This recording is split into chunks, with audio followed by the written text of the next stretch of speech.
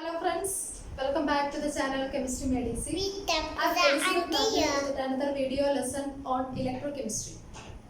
In this video, I am going to tell you about corrosion. This is the last part of our chapter electrochemistry. In this video, I am going to tell you about corrosion. You all are familiar with this term corrosion. What is corrosion? When a metal is exposed in air and in the presence of moisture, it may develop a coating on the surface of this metal. And this process is known as a result of this process, the metal gets gradually destroyed. And this process is known as corrosion. Okay, when certain metal, when exposed in air and in the presence of moisture, they may develop a coating on the surface of this metal, and that coating maybe, if you consider an iron object, we can see rust on it. And this rust, which is a product, and this is actually a product of certain chemical reaction which is occurring there. Okay, this type of process, as a result of this process, this metal gradually destroys. And the slow destruction of the metal or the deterioration in its property, that process is known as corrosion.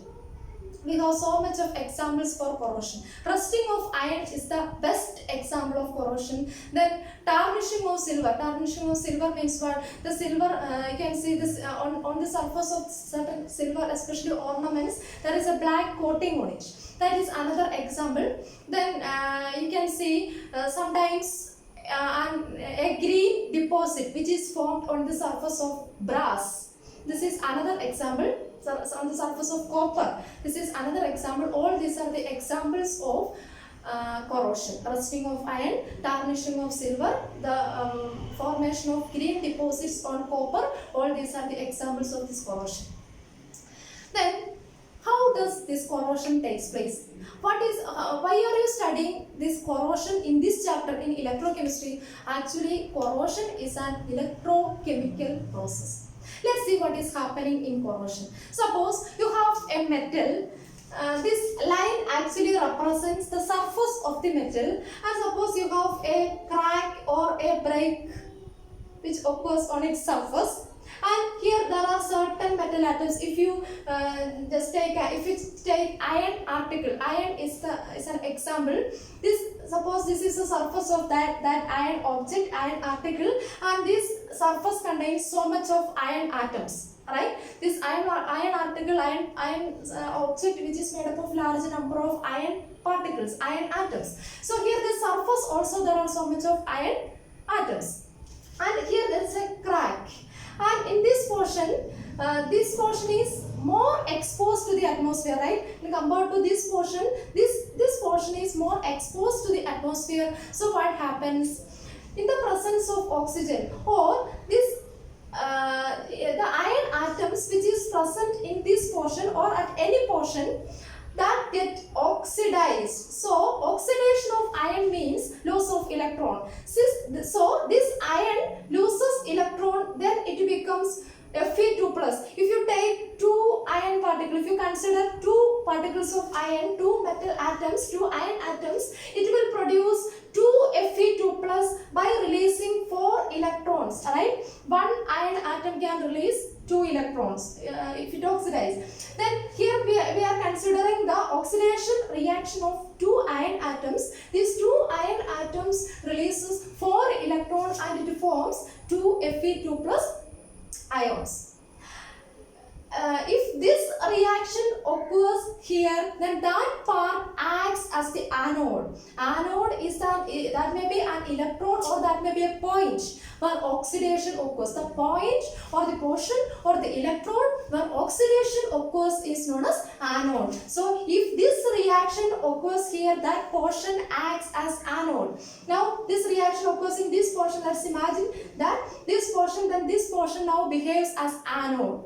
And what happens here? The 4 electrons are released, and these 4 electrons moves through the metallic object, because the metals are good conductors of electricity, so the electrons can easily pass through that metal.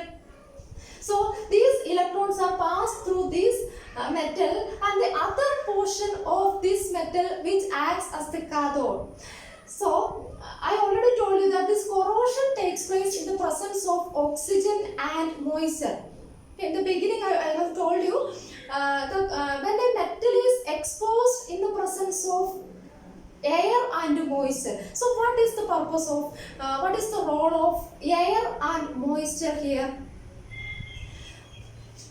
If in the atmosphere, when the metal is exposed to atmosphere, that atmosphere contains so much of carbon dioxide particle, right? And some water molecules that may collect in this into that hole.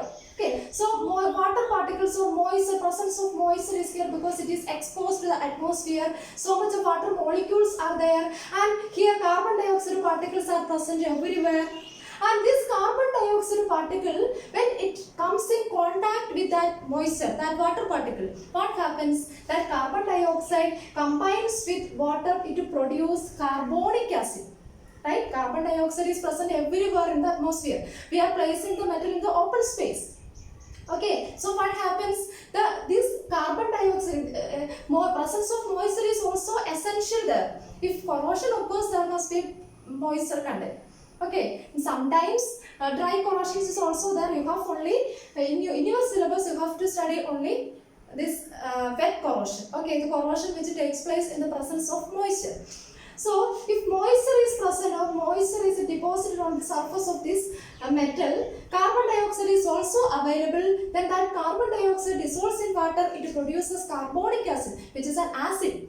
What is the speciality of acid? Acid has the ability to release H plus ions. So, if an acid is present, there must be H plus ion.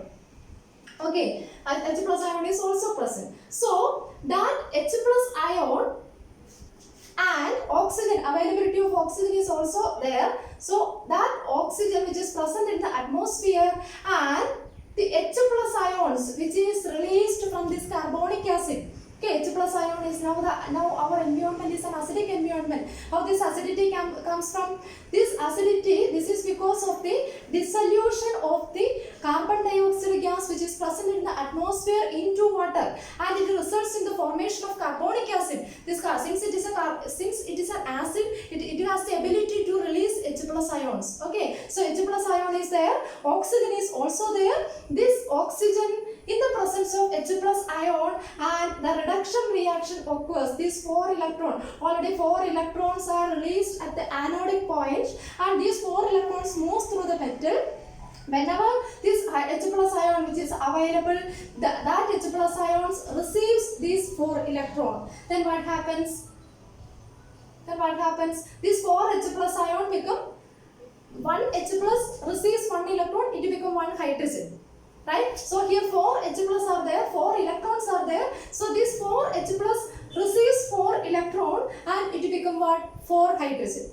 Right? So 4 hydrogen and O2 here. So we can write as 2H2O. 2H2O. So this is the chemical reaction which occurs in other part of this metal. So one of the part which acts as the anode, the other part any other part which acts as the cathode. So oxidation occurs at anode. At anode, the iron atom get oxidized, and now that iron get converted into Fe2 plus. Okay, and each iron atoms are changed to ions, ferrous ion. Okay, in that way this metal is destroyed. Metal starts to destroy. So then. This is ferrous ion. This process takes place in the presence of air. There is a chance of further oxidation of this ferrous ion, and this ferrous ion get further oxidized to form one ferric ion. So this Fe2 plus this Fe2 plus again loses 1 electron, then it become Fe3 plus 1 electron, and this Fe3 plus when react with oxygen, then it become ferric oxide. Okay, and this ferric oxide, if there is an availability of moisture, then we can say that it is a hydrated form of ferric oxide. Fe2O3, we can write it as Fe2O3 XH2O. This is actually rust. Okay, as a result of corrosion, a product as a result of all types means corrosion of all metals, a product will form. In the case of iron, we can call that product as rust. What is rust? Fe2 or the hydrated ferric oxide is known as rust. How it is formed? These iron atoms present in this iron article which get oxidized. As a result of oxidation, ferrous ion may produce. If it oxidizes further, it may changes into ferric ion, and this ferric ion, in the presence of oxygen, we can write it as ferric oxide. If moisture is also present there, we can call it as hydrated ferric oxide, and this hydrated ferric oxide is known as rust. This is what is happening in the corrosion of iron or rusting of iron. Then it is very essential to prevent this corrosion, because this corrosion causes enormous damage to the buildings, damage to the ship, construction work, etc. Especially if the building which is made up of iron. Okay, iron parts will, if iron is used, corrosion occurs everywhere in that metal. So it is very essential to protect our metal. It is very essential to prevent the metal from corrosion. So what are various methods used to prevent the metal? First way is to prevent the surface of the metal in contact with the air. To cut out the contact of the substance, to cut out the direct contact from air. Okay, this is the first way to prevent corrosion. So we can apply paint or any other chemicals on the surface of the metal which can prevent the corrosion. And the other method is similarly you can use some metals, inert metal. Inert metals means less reactive metal like zinc, etc. on the surface of our iron object, which prevent the corrosion. Then similarly we can use if our metal which is in contact with the other metal which is more anodic, that corrosion occurs in that metal, thus which can protect our metal. So these are the various methods which are used to prevent the corrosion. Okay, I think it is very helpful to you.